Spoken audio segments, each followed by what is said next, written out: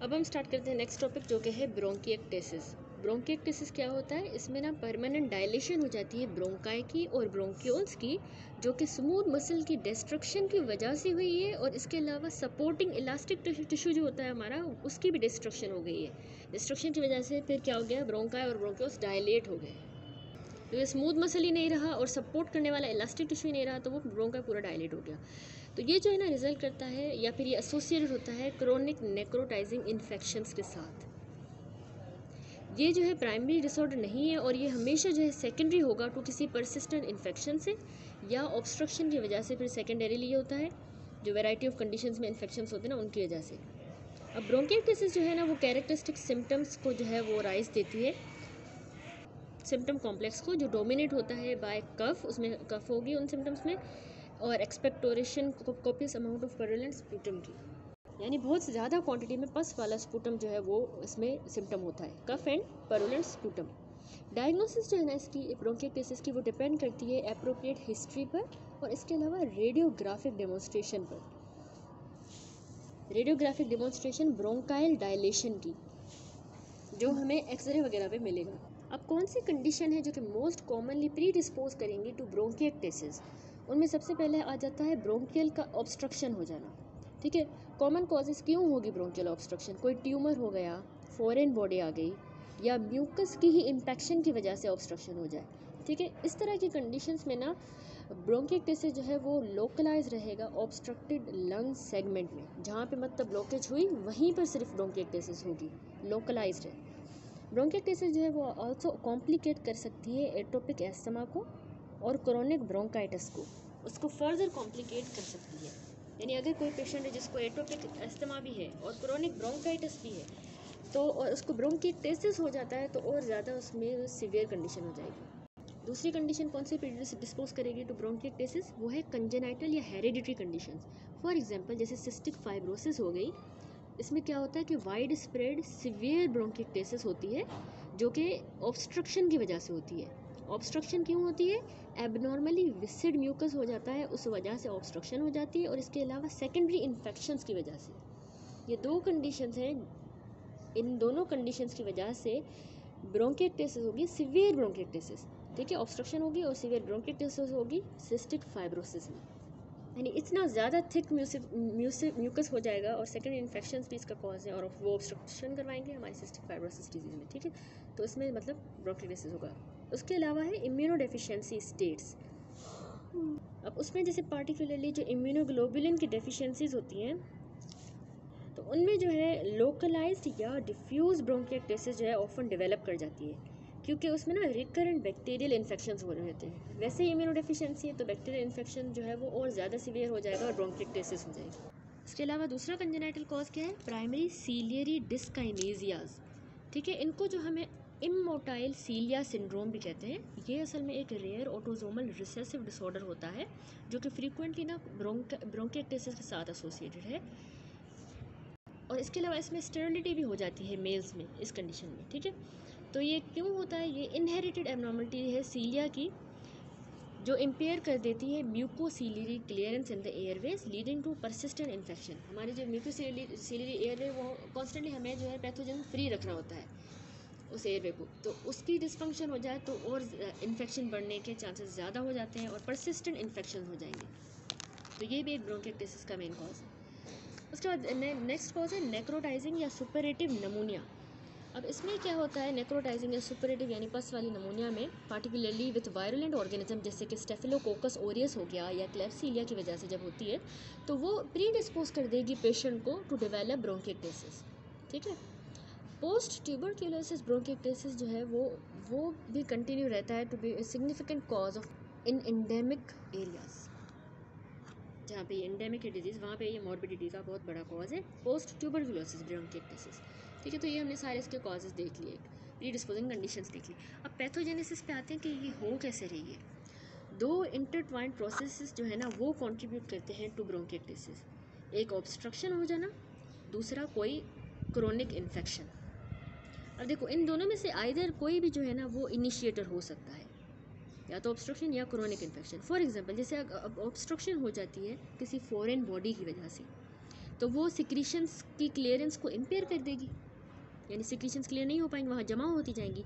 अब ये सिक्रीशंस जो है ना, ये फेवरेबल सबस्ट्रेट हो जाएंगी फॉर सुपर इम्पोज्ड इन्फेक्शन, क्योंकि वो मॉइस्ट सा एक इन्वायरमेंट बन गया है बैक्टीरिया की ग्रोथ के लिए।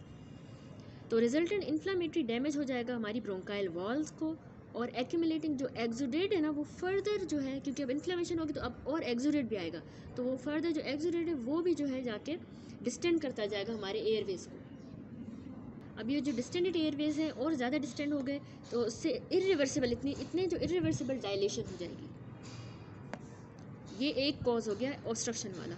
अब कन्वर्सली अगर हम देखें तो परसिस्टेंट नेक्रोटाइजिंग इन्फेक्शन जो है ना ब्रोंकाई में या ब्रोंक्यूल्स में, वो पुअर क्लियरेंस करवाता है सिक्रीशंस की, यानी परसिस्टेंट अगर इन्फेक्शन रह रहा है नेक्रोटाइजिंग तो क्लियरेंस नहीं हो पा रही सिक्रीशंस की। इसके अलावा वो ऑब्स्ट्रक्शन भी करवा रहा है, इन्फ्लामेशन भी उसी की वजह से हो रही है with peribronchial fibrosis and fraction of bronchi culminating again in full blown bronchiectasis. तो इस तरह से जो है ये नेक्रोटाइजिंग इन्फेक्शन भी रिस्पॉन्सिबल है for full blown bronchiectasis. Next अब हम इसकी मॉर्फोलॉजी देख लेते हैं। ब्रोंकिएक्टेसिस जो है ना वो लोअर लोब्स को ना ज़्यादातर अफेक्ट करते हैं बायलेटरली दोनों साइड्स पे, और पार्टिकुलरली उन एयर पैसेजेस को जो कि ज़्यादा वर्टिकल होते हैं, इस तरह वर्टिकल हुए उनको ज़्यादातर अफेक्ट करती है। जब ये किसी ट्यूमर की वजह से हो या एस्पायरेशन ऑफ फॉरेन बॉडी की वजह से हो रही हो ना, जिस तरह ऑब्स्ट्रक्शन हो रही थी, तो उसमें जो है ना इन्वॉल्वमेंट जो है वो शार्पली लोकलाइज हो सकती है किसी single segment of the lung में, तो हम कहेंगे लोकलाइज ब्रोंकिएक्टेसिस हुई है। ठीक है, तो यूजुअली जो है मोस्ट सीवियर इन्वॉल्वमेंट फाउंड होती है in the most distal bronchi में और ब्रोंक्यूल्स में, जो सबसे नीचे वाले होते हैं उनमें ज़्यादातर सीवियर इन्वॉल्वमेंट होती है। एयरवेज जो है वो डायलेट हो सकते हैं इतने ज़्यादा कि इतने 4 गुना उनके नॉर्मल यूजुअल डायमीटर से वो डायलेट हो सकते हैं, और वो देखे जा सकते हैं ग्रॉस एग्जामिनेशन में almost out to the pleural surface.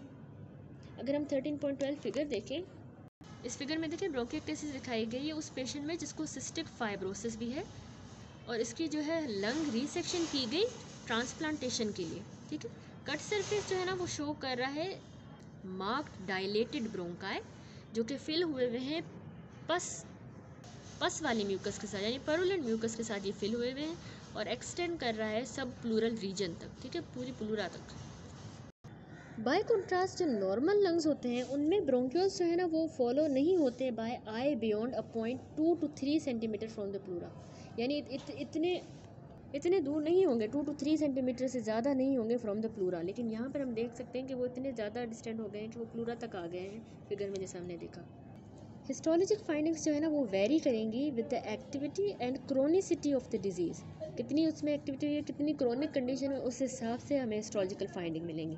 जैसे अगर हम फुल ब्लोन एक्टिव केसेस की अगर बात करें तो उनमें जो है intense acute and chronic inflammatory exudate हमें मिलेगा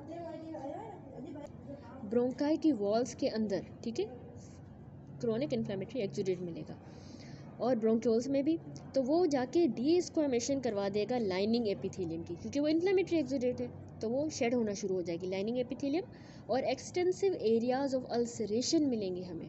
ठीक है, ये बात हो गई फुल ब्लोन एक्टिव केस की। टिपिकली मिक्स्ड फ्लोरा जो है वो कल्चर किए जाते हैं फ्रॉम दी स्पूटम। ठीक है, उसमें हमें मिक्स्ड फ्लोरा जो मिलेंगे उनको हम कल्चर करेंगे। यूजुअल ऑर्गेनिज्म जो है वो कौन से हैं, स्टेफिलोकोकाई होगा, स्ट्रेप्टोकोकाई, न्यूमोकोकाई, इसके अलावा इंटेरिक ऑर्गेनिजम्स भी होंगे, anaerobic and micro aerophilic bacteria, और पार्टिकुलरली बच्चों में हीमोफिलस इन्फ्लुएंजा एंड सूडोमोनास ओरिजिनोसा। ठीक है, तो ये हमें ब्रोंकिएक्टेसिस में स्पूटम में मिक्स्ड कल्चर फ्लोरा मिलेगा। जब हीलिंग होना शुरू होगी ना तो लाइनिंग एपिथेलियम रीजनरेट कर सकती है कम्प्लीटली। हाउएवर इंजरी जो है ना वो रिपेयर नहीं की जा सकती, और एबनॉर्मल डायलेशन और स्कारिंग जो है वो हमेशा रहेगी। जो अब इतनी ज़्यादा डायलेशन हो गई है और स्कारिंग वो रहेगी। फाइब्रोसिस हमारे ब्रोंकाइल और ब्रोंक्यूलर वॉल की, और पेरी ब्रोंकाइल फाइब्रोसिस जो है ना वो ज़्यादा क्रोनिक केसेस में डेवलप कर जाती है। पेरी ब्रोंक्यूलर फाइब्रोसिस और ब्रोंकाइल एंड ब्रोंक्यूलर वाल्स की फाइब्रोसिस अगर बहुत ही क्रोनिक हो गया है केस तो उसमें होगी। कुछ इंस्टेंसेस में ना नेक्रोसिस जो है वो ब्रोंकियल और ब्रोंक्यूलर वॉल्स को जो है वो डिस्ट्रॉय कर देती है और एब्सिस कैविटी बना देती है। ये सारा नेक्रोसिस की वजह से हो रहा है। अब हम आते हैं क्लिनिकल फीचर्स पे।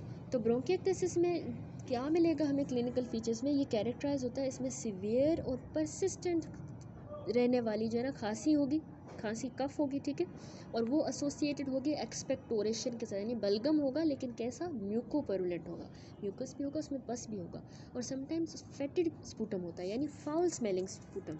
ये इसकी क्लिनिकल फीचर है। बाकी सिम्टम्स जो है उसमें हमें डिस्निया मिल सकता है पेशेंट में, राइनोसाइनोसाइटिस और हिमोप्टाइसिस ब्लड इन वोमिटस, ठीक है। सिम्टम्स जो है ना वो ऑफन एपिसोडिक होते हैं और परसिपिटेट कैसे होते हैं, बाय रेस्पिरेटरी ट्रैक का जब भी इन्फेक्शन होगा तब, या फिर जब इंट्रोडक्शन होगी किसी नए पैथोजेनिक एजेंट की। सिवियर वाइड स्प्रेड ब्रोंकिएक्टाइटिस जो है ना वो लीड कर सकती है ऑब्स्ट्रक्टिव वेंटिलेटरी डिफेक्ट्स, जिसके नतीजे में हाइपोक्सीमिया होगा, यानी ब्लड में ऑक्सीजन कम हो जाएगी, हाइपर कैप्निया, ब्लड में कार्बन डाइऑक्साइड ज़्यादा हो जाएगी, पल्मोनरी हाइपरटेंशन हो सकती है, और cor pulmonale heart failure right sided. ये सारा तब होगा जब ऑब्स्ट्रक्टिव वेंटिलेटरी डिफेक्ट्स होंगे। However, with current treatment outcomes have improved and have severe complications of bronchiectasis such as brain abscess, amyloidosis and core pulmonale occur less frequently now than in the past, क्योंकि इतने ज़्यादा अच्छे treatment आ चुके हैं ब्रोंकिएक्टासिस के। अब हम इरफान मसूद बुक से भी देख लेते हैं ब्रोंकिएक्टासिस का टॉपिक। तो हमने कहा ब्रोंकिएक्टासिस रेफर करता है कि परमानेंट डायलेशन हो जाए किसकी, ब्रोंकाई की और ब्रोंक्यूल्स की, जो कि destruction of muscle and elastic tissue की वजह से हो। ये क्यों डिस्ट्रॉय हो रहे हैं, बाय क्रोनिक नेक्रोटाइजिंग इन्फेक्शंस की वजह से, या हम ऑब्स्ट्रक्शन भी यहाँ पे लिख सकते हैं। अब इसकी कॉजेज़ की बात करते हैं तो हमने कॉजेज़ पढ़े और दो कॉजेज़ जो हैं वो मेन है, एक तो कंजेनाइटल होते हैं, दूसरे एक्वायर्ड। तो कंजेनाइटल कॉजेज़ जो है हमारे पास ब्रोंकिएक्टासिस में सिस्टिक फाइब्रोसिस मोस्ट कॉमन है, जो कि यूएस में है। दूसरा हमने कहा प्राइमरी सीलियरी डिस्काइनेसिया हो जाता है। ये क्या होता है, इसको जो है ना हम इमोटाइल सीलिया सिंड्रोम भी कहते हैं, ठीक है। तो ये एक ऑटोसोमल रिसेसिव डिसऑर्डर है और हमने देखा कि इसमें जो है क्या होता है, एब्सेंट या शॉर्ट डायनिन आर्म्स जो है, यानी शॉर्ट डायनिन आर्म जो है वो या तो एब्सेंट होगी, या तो डायनिन आर्म शॉर्ट होगी या वो एब्सेंट होगी, जिसकी वजह से जो है वो क्या होगा, सीलिया इमोटाइल होगा।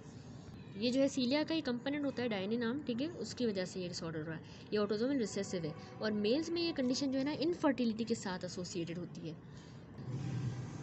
कार्टा जेनर सिंड्रोम ये क्या है, ये जो है हाफ ऑफ द पेशेंट्स में होता है विथ प्राइमरी सीलियरी डिस्काइनेसिया के साथ, उनको ये सिंड्रोम होता है। इसमें क्या होता है कि ब्रोंकिएक्टासिस होगी, साइनोसाइटिस एंड साइनस इन्वर्सस, साइटस इन्वर्सस, ठीक है, तो ये तीनों साथ होंगे, तो ये है कार्टा जेनर सिंड्रोम। साइटस इन्वर्सस क्या है, अच्छा, साइटस इन्वर्सस जो है ना वो डेवलपमेंटल डिसऑर्डर होता है कि जिसमें मतलब हमारे ऑर्गन्स जो है ना उनकी जो नॉर्मल एक्चुअल साइट होती है उससे हटकर वो कहीं और पे डेवलप हो जाए, जैसे कि थोरेसिक वाले कंटेंट जो है वो एब्डोमिनल साइड पे आ जाए, एब्डोमिनल वाले तो थोरेसिक में। इसके अलावा जो लिवर है हमें पता है लेफ्ट साइड पे होता है, लेकिन वो अगर राइट साइड पे आ जाए यानी कि सिमेट्री नहीं रहती, सिमेट्री चेंज हो जाती है, तो उसको हम साइटस इन्वर्सस कहते हैं। तो ये अगर होगा, इसके साथ साइनोसाइटिस होगा और ब्रोंकिएक्टासिस होगा, तो वो कार्टा जेनर सिंड्रोम है। अब दूसरा जो ब्रोंकिएक्टासिस का कॉज हमने कहा एक्वायर्ड होता है, उसमें ट्यूबरक्लोसिस जो है वो most common world wide cause है ब्रोंकिएक्टासिस का, टीबी जिनको हो जाए। इसके अलावा ब्रोंकाइल ऑब्स्ट्रक्शन हमने पढ़ा डिटेल में, एलर्जिक ब्रोंकोपल्मोनरी एस्परजिलोसिस, ये फंगल इन्फेक्शन होता है, एबीपी है, तो उसमें भी जो है वो ब्रोंकिएक्टासिस हो सकती है। सुपरेटिव नमूनिया, पस वाली नमूनिया, ठीक है, और ब्रोंकाइल ट्यूमर्स, क्योंकि वो ऑब्स्ट्रक्शन करवाएंगे तो ये भी जाके ब्रोंकिएक्टासिस करवा सकता है। मॉर्फोलॉजी देखें तो ग्रॉस पे हमने जैसा बेसिक में पढ़ा, दोनों लोब्स को बायलेटरली जो है ये अफेक्ट करती है कंडीशन। एयरवे डायलेट हो जाते हैं और डायलेटेड एयरवेज जो है ना वो लंग को की तरफ, पेरिफेरी की तरफ एक्सटेंड करते हैं। एयरवे की डायलेशन जो है वो सिलिंड्रिकल ब्रोंकिएक्टासिस भी हो सकती है। सिलिंड्रिकल ब्रोंकिएक्टासिस यानी इस तरह लॉन्ग ट्यूब लाइक इनलार्जमेंट हो जाएगी, इस तरह से ब्रोंकाई की। दूसरी होती है सैक्युलर ब्रोंकिएक्टासिस, तो उसमें ना ऐसे सैक जिस तरह होती है ना बोरी, इस तरह शार्पली सैक्युलर डिस्टेंशन हो जाए ब्रोंकाई की, तो इस तरह के मतलब डायलेशन हो सकते हैं। इस तरह ये वेरिकोस भी होती है फ्यूसिफॉर्म। ये ग्रॉस हो गई हिस्टोलॉजी। अगर हम देखें ब्रोंकिएक्टासिस की तो अक्यूट और क्रोनिक इन्फ्लामेशन हमें नज़र आएगी within the walls of the bronchi and bronchioles, उनमें अक्यूट भी होगी, क्रोनिक इन्फ्लामेशन भी होगी। फिर हमने देखा कि लाइनिंग जो है एपिथेलियम की उसकी डिस्कॉमेशन हो जाएगी, वो शेड होना शुरू हो जाएगी, और पीछे जो है वो नेक्रोटाइजिंग अल्सरेशन हो जाएगी एक्सटेंसिव। नेक्रोसिस जो है वो कम्प्लीटली डिस्ट्रॉय कर देगी हमारे ब्रोंकाइल एंड ब्रोंक्यूलर वॉल्स को, और लंग एब्सेस करवा देगी, कैविटेशन, एब्सेस कैविटेशन, ठीक है। अब हमें ब्रोंकिएक्टासिस के पेशेंट में क्या क्लिनिकल फाइंडिंग्स मिलेंगी, कफ होगी, कोपियस फाउल स्मेलिंग स्पूटम होगा जो कि म्यूकोपरुलेंट होता है, हिमोप्टाइसिस भी मिलेगी, कोर्स क्रैकल्स मिलेंगे हमें अफेक्टेड एरियाज़ में, यानी क्रैकलिंग साउंड्स हमें जो है वो उस ब्रोंकाई वाले अफेक्टेड लोब में लंग के वहाँ मिलेगी। और इसके साथ एसोसिएटेड फीवर होगा पेशेंट को, वेट लॉस एनोरेक्सिया की हिस्ट्री होगी, डिजिटल क्लबिंग, उनकी जो फिंगर है ना उनमें ये क्लबिंग हो जाएगी, ठीक है। क्लबिंग एक कंडीशन होती है जिसमें जो है ये जो नेल बेड और सारी जो पल्प है ये इतना ज़्यादा वो डिस्टेंट हो जाता है कि इसको हम क्लब्ड फिंगर कहते हैं। नेक्स्ट है हेलिटोसिस, तो ये भी सिम्टम है। हेलिटोसिस यानी कि बैड ब्रेथ, जो कि सल्फर प्रोड्यूसिंग जो बैक्टीरिया होते हैं उनकी वजह से जो है ना वो हमारी अंडर सरफेस होता है टंग पे या सरफेस पे जो है रहते हैं और थ्रोट में रहते हैं, तो उनकी वजह से जो है बैड ब्रेथ होता है, उसको हेलिटोसिस कहते हैं। ये भी हमें ब्रोंकिएक्टेसिस के पेशेंट में मिलेगा। अब ब्रोंकिएक्टेसिस की वजह से कॉम्प्लिकेशंस कौन सी हो सकती हैं वो हमने देखी। Cor pulmonale right side heart failure हो सकता है, यानी रेस्पिरेटरी फेलियर, और मेटास्टेटिक ब्रेन एब्सेस हो सकती है। इसके अलावा एमाइलोइडोसिस। मैनेजमेंट पे आए तो हेलिकल सीटी स्कैन जो है ये इन्वेस्टिगेशन ऑफ चॉइस होता है। यानी ये हेलिकल सीटी स्कैन क्या होता है कि एक्सरे होता है जो कि स्पायरल पाथ में यानी लिया जाता है अराउंड द बॉडी, ठीक है। इसमें जो है पूरा जो ये एक्सरे कनेक्टेड होता है कंप्यूटर के साथ और जो भी इमेज आती है वो कंप्यूटर पर डिस्प्ले होती है, उसको हेलिकल सीटी स्कैन कहते हैं। तो ये हम ज़्यादातर इसमें करते हैं। दूसरा चेस्ट एक्सरे जो है वो भी किया जाता है। ट्रैम ट्रैकिंग, दैट इज़ के cystic shadows and thicken bronchial wall हमें मिलेंगी। ट्रैम ट्रैक क्या होता है, ये इसमें रेडियोलॉजिकल साइन होता है जो कि ना जिसमें पल्मोनरी एडिमा मिलती है हमें इन केस ऑफ जैसे कंजेस्टिव हार्ट फेलियर में। तो इसमें मतलब हमें ब्रोंकाइल वॉल्स पे जो है वो थिकन मिलेंगी और इसके अलावा सिस्टिक शेडोज़ मिलेंगे। ट्रीटमेंट हम क्या देंगे इसमें ब्रोंकिएक्टेसिस में, एक तो हमने पोस्ट ओरल ड्रेनेज करनी है, सॉरी पोस्चरल। देखिए फ्लूइड एक्युमुलेट हो गया है इतना ज़्यादा, एक्सुडेट बन गया है, डायलेशन हो गई है ब्रोंकाई की, तो हमने पोस्चरल जो है ना ड्रेनेज करनी है उसके रेस्पिरेटरी पैसेजेस की, ठीक है।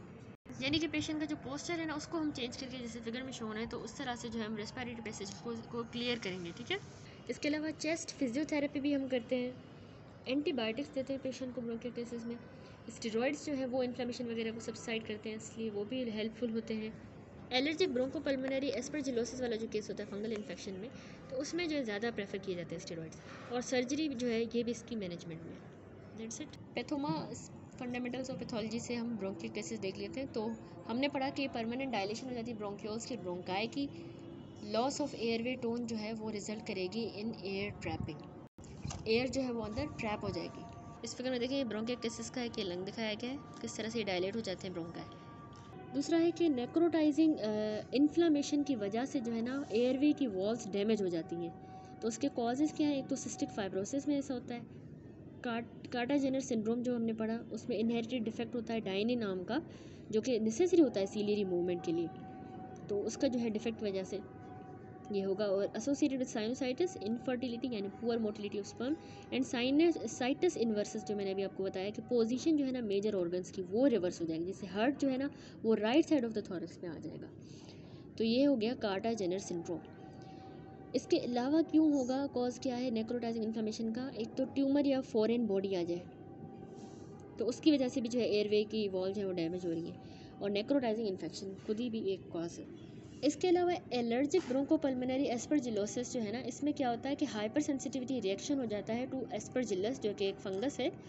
तो उसकी हाइपर सेंसिटिविटी वजह से जो है ना क्रोनिक इन्फ्लेमेटरी डैमेज हो रहा होगा हमारी ब्रोंकाई ब्रोंक्यूल्स को। ये ना अस्थमा वाले और सिस्टिक फाइब्रोसिस वाले इंडिविजुअल्स में ज़्यादातर देखा गया, उनमें ज़्यादा हाइपर सेंसिटिविटी होती है। अब फिर क्लिनिकल फीचर्स हैं वही कफ हो गया, dyspnoea, foul smelling sputum. Complications में वही हाइपोक्सीमिया, हाइपरकैप्निया हो गया, cor pulmonale and secondary amyloidosis. Next अब हम टॉपिक स्टार्ट करेंगे chronic interstitial restrictive infiltrative lung diseases, ठीक है। क्रोनिक इंटरस्टिशियल डिजीजेस जो हैं ये क्या है, ये हेट्रोजीनस ग्रुप ऑफ डिसऑर्डर्स होते हैं जिनमें क्या होगा bilateral often patchy pulmonary fibrosis हमें मिलेगी, जो कि मेनली अफेक्ट करती है वाल्स ऑफ एल्वियोलाई को। 13.13 इस फिगर में भी अगर हम देखें तो इसमें शोन है propose pathogenic mechanism for idiopathic pulmonary fibrosis. अच्छा, इसमें सबसे पहले है परसिस्टेंट एपिथेलियल इंजरी हो रही है या उसकी एक्टिवेशन हो रही है, ठीक है। तो इसमें कौन सी कॉजेज़ हैं, एक तो इन्वायरमेंटल फैक्टर्स की वजह से ये इंजरी या एक्टिवेशन हो रही है, एक तो स्मोकिंग हो रही है, ऑक्यूपेशनल एक्सपोजर की वजह से जैसे हो गए इरिटेंट्स हो गए, कोई टॉक्सिन्स, वायरल इन्फेक्शन, तो ये जाके ना परसिस्टेंट एपिथेलियल इंजरी करवा रहे होते हैं और एक्टिवेशन करवा रहे होते हैं। अब कौन सी एपिथेलियम रिस्क पे है, ये जो एपिथेलियम है रिस्क पे है, इसमें एज भी जो है वो भी एक फैक्टर है, जेनेटिक्स भी फैक्टर है, ठीक है।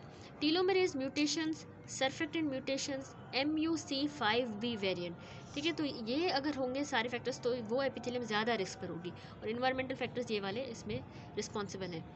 तो परसिस्टेंट एपिथेलियल इंजरी की वजह से ना हमारा इनेट और एडाप्टिव इम्यून रिस्पॉन्स जो है वो एक्टिवेट होगा।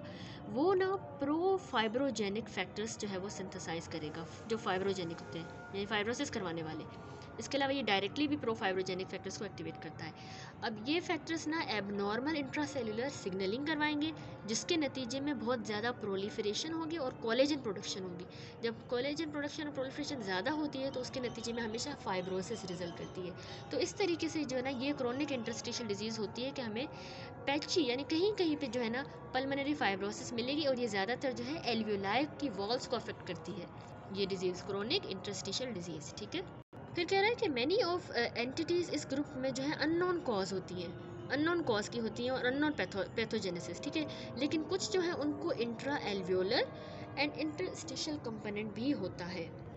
क्रोनिक इंटरस्टिशियल लंग डिजीज़ जो है ना ये कैटेगराइज हुई है based on the clinico pathologic features and characteristic histology के हिसाब से हमने इसको क्लासीफाई किया है। टेबल अगर अब हम देखें तो इसमें मेजर कैटेगरीज है क्रोनिक इंटरस्टिशियल लंग डिजीज़ की। अब कुछ जो क्रोनिक इंटरस्टिशियल लंग डिजीज़ है वो फाइब्रोसिंग होती हैं, दूसरी ग्रेन्युलोमेटस, इसके अलावा यूजेनोफिलिक भी होती हैं और स्मोकिंग रिलेटेड। फाइब्रोसिंग में जो है उसमें यूजुअल इंटरस्टिशियल नमूनिया आ जाता है, ये इडियोपैथिक पल्मोनरी फाइब्रोसिस कहलाती है। इसके अलावा नॉन स्पेसिफिक इंटरस्टिशियल नमूनिया भी फाइब्रोसिंग टाइप है।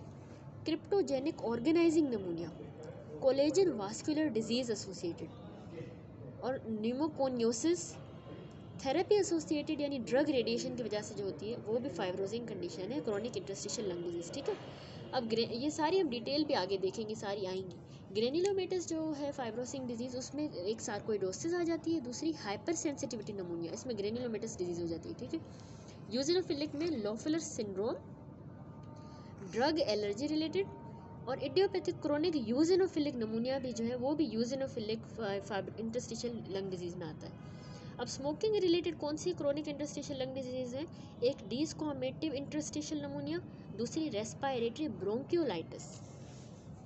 ये सारी डिजीज़ जो है हम आगे डिटेल में देखेंगे, इसलिए आप लोगों को परेशान होने की कोई ज़रूरत नहीं है। तो ये हमने टेबल में असल में क्लिनिको पैथोलॉजिक फीचर्स और कैरेक्टरिस्टिक हिस्टोलॉजी के हिसाब से क्लासीफाई किया है डिजीज़ को। हाउएवर ये भी हमें एक्नॉलेज करना चाहिए कि यहाँ पे बहुत फ्रीक्वेंट ओवरलैप हमें मिलेगा between the histologic features among different conditions. सारों के मतलब ओवरलैप मिक्सिंग होंगे, वो जो एक में होगा वही हिस्टोलॉजिक फीचर हमें दूसरी में भी मिल सकते हैं। तो ये जो शेयर्ड हिस्टोलॉजिक फीचर्स हैं और सिमिलैरिटीज़ हैं in the clinical science, symptoms की similarities, radiographic alteration and pathophysiologic changes, ये जस्टिफाई करते हैं इनकी कंसिडरेशन एज अ ग्रुप, ठीक है। इसीलिए हमने इनको एक ग्रुप में कंसिडर किया है क्योंकि इनकी इतनी ज़्यादा सिमिलैरिटीज़ है। अब इन डिसऑर्डर्स का जो हॉलमार्क है वो है रिड्यूस्ड कंप्लायंस, यानी इनमें लंग्स जो है ना वो स्टिफ हो जाते हैं, स्टिफ लंग्स, जो कि इंटर नेसेसिटेट कर देता है इंक्रीज्ड एफर्ट टू ब्रीथ, यानी उन स्टिफ लंग्स की वजह से डिस्निया डेवलप होगा। Furthermore damage to the alveolar epithelium and interstitial के वास्कुलेचर को जो इंजरी हो रही है तो वो एबनॉर्मेलिटीज़ प्रोड्यूस कर देगी इन वेंटिलेशन परफ्यूजन रेशो, और जिसके नतीजे में क्या होगा, हाइपोक्सिया हो जाएगा। समझ में। चेस्ट रेडियोग्राफ में हमें क्या मिलेंगे, स्मॉल नोड्यूल्स मिलेंगे, इरेगुलर लाइंस या फिर ग्राउंड ग्लास शेडोज, ठीक है। ये सारी बात हो रही है क्रोनिक इंटरस्टिशियल लंग डिजीज़ की। विथ प्रोग्रेशन पेशेंट जो है ना वो रेस्पिरेटरी फेलियर डेवलप कर सकता है, पल्मोनरी हाइपरटेंशन हो सकती है एंड कोर पल्मोनल। जब एडवांस्ड हो जाएगी डिजीज़ तो एटियोलॉजी है ना जो अंडरलाइंग डिजीज़ की वो डिफ़िकल्ट होगी to determine, because they all result in diffuse scarring and gross destruction of the lung, और उसको हम फिर कह देंगे एंड स्टेज या हनी कॉम्ब लंग। ये एंड स्टेज होता है, लास्ट स्टेज होता है, जिसमें बिल्कुल ही जो एडवांस केस में हम अंडरलाइंग डिजीज़ को भी जो है वो मुश्किल हो जाता है डिटरमाइन करना, इतना ज़्यादा लंग जो है वो ख़राब हो जाता है और डिफ्यूज़ स्कारिंग हो जाती है। इरफान मसूद से भी देख लेते हैं रेस्ट्रिक्टिव पल्मोनरी डिजीज़। हमने कहा कि हम इनको डिफ्यूज़ इंटरस्टिशियल डिजीज़ भी कहते हैं, ठीक है। ये ग्रुप ऑफ डिसऑर्डर्स होते हैं जिनमें डिफ्यूज़ और क्रोनिक इन्वॉल्वमेंट होती है हमारे पल्मोनरी कनेक्टिव टिश्यू की, क्योंकि इंटरस्टिशियम की डिजीज़ है तो कनेक्टिव टिश्यू की इन्वॉल्वमेंट है, ठीक है। अब इस ग्रुप में जो है ना PFTs जो है वो कैरेक्टराइज होते हैं बाय यानी पल्मोनरी फंक्शन टेस्ट में हमें जो टोटल लंग कैपेसिटी जो है वो पेशेंट की कम हो जाएगी, उसकी forced expiratory ventilation and functional vital capacity जो है उसका रेशो जो है ये बढ़ जाएगा टू मोर देन 80%। इसके अलावा फोर्स्ड वाइटल कैपेसिटी खुद कम हो जाएगी और पीक फ्लो भी उसका कम हो जाएगा। अब ये रेस्ट्रिक्टिव पल्मोनरी डिजीज़ जो है ना, ये रिप्रेजेंट होती हैं, न्यूमोकोनियोसिस होती है एक तो, दूसरी idiopathic pulmonary fibrosis, sarcoidosis, hypersensitivity pneumonitis. अब ये यहाँ पे थोड़ी सी लिखी हुई है, जो अभी हमने बेसिक से टेबल देखा तो उसमें हमने इसको क्लासीफाई कर दिया है उनकी क्लिनिकोपैथोलॉजी के हिसाब से और हिस्टोलॉजी के हिसाब से, तो वो टेबल ज़्यादा बेहतर है याद करना। लेकिन इस बुक में जो हम ये मिनिमल जो है बस ये 3-4 डिजीज़ जो है डिस्कस करेंगे। तो टेबल में हमने देखा था कि न्यूमोकोनियोसिस जो है वो आ जाता है हमारे पास फाइब्रोजिंग डिजीज़ में, इडियोपैथिक पल्मोनरी फाइब्रोसिस भी उसी में आता है, और सार्कोइडोसिस हमने क्लासीफाई किया था इसको ग्रेन्युलोमेटस में। हाइपर सेंसिटिविटी न्यूमोनाइटिस जो है वो आ जाता है हमारे पास सेम ग्रेन्युलोमेटस इंटरस्टिशियल लंग डिजीज़ में, ठीक है। इसके अलावा जितनी भी थी वो हमने बेसिक में टेबल में देखी। अच्छा, अभी डिटेल में हम टॉपिक स्टार्ट करते हैं फाइब्रोजिंग डिजीज़, यानी इसी क्रोनिक इंटरस्टिशियल लंग डिजीज़ की जो फाइब्रोजिंग डिजीज़ है, ये फाइब्रोजिंग की डिटेल करेंगे, जिसमें हम अभी करेंगे पहला टॉपिक इडियोपैथिक पल्मोनरी फाइब्रोसिस, ठीक है। तो इडियोपैथिक पल्मोनरी फाइब्रोसिस यानी IPF, ये पल्मोनरी डिसऑर्डर होता है अननोन इटियोलॉजी का, जो कैरेक्टराइज होता है इसमें पैची यानी कहीं कहीं पर प्रोग्रेसिव बायलेटरल इंटरस्टिशियल फाइब्रोसिस हमें मिलेगी, दोनों लंग्स में पैची होगी, ठीक है, कहीं कहीं पे होगी कहीं नहीं होगी। क्योंकि इसका इटियोलॉजी अननोन है तो इसीलिए हम इसको क्रिप्टोजेनिक फाइब्रोसिंग एल्वियोलाइटिस भी कहते हैं। ये इसका दूसरा नाम अच्छी तरह से याद रख लें, क्रिप्टोजेनिक फाइब्रोसिंग एल्वियोलाइटिस। मेल्स जो है ना वो ज़्यादा अफेक्ट होते हैं इस डिज़ीज़ से देन फीमेल, और ये डिज़ीज़ जो है ना ऑफ एजिंग कहलाती है, बुढ़ापे में ये कॉमन है, ठीक है। वर्चुअली ये कभी भी 50 ईयर्स से पहले नहीं होगी। रेडियोलॉजिक और हिस्टोलॉजिक जो पैटर्न है फाइब्रोसिंग का वो रेफर होता है as usual interstitial pneumonia UIP, और ये रिक्वायर्ड होता है for the diagnosis of idiopathic pulmonary fibrosis. यानी हमें जो रेडियोलॉजी पे मिलेगा वो यूजुअल इंटरस्टिशियल निमोनिया हम इसको कहते हैं। इस तरह का हिस्टोलॉजिक पैटर्न हमें मिलेगा फाइब्रोसिस का कि